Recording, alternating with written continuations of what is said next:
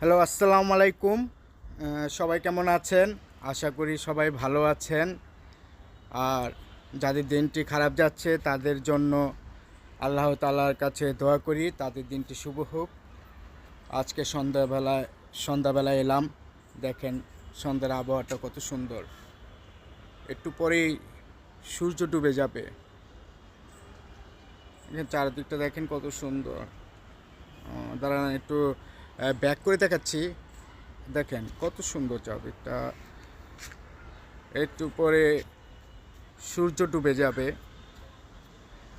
অনেক সুন্দর একটা বিকাল, তাই না?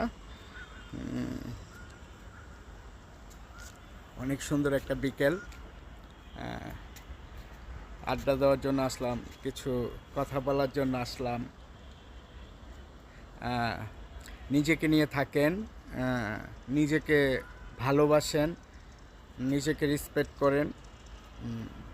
আপনি যদি নিজেকে ভালো না বাসতে পারেন তাহলে আপনি কাউকেই ভালোবাসতে পারবেন না।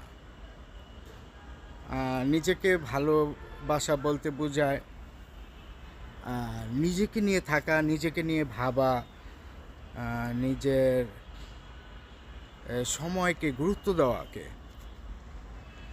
আরবিতে একটা কথা আছে, মান আরাফা নাফসাহুম ফাকাদ আরাফা রব্বাহুম।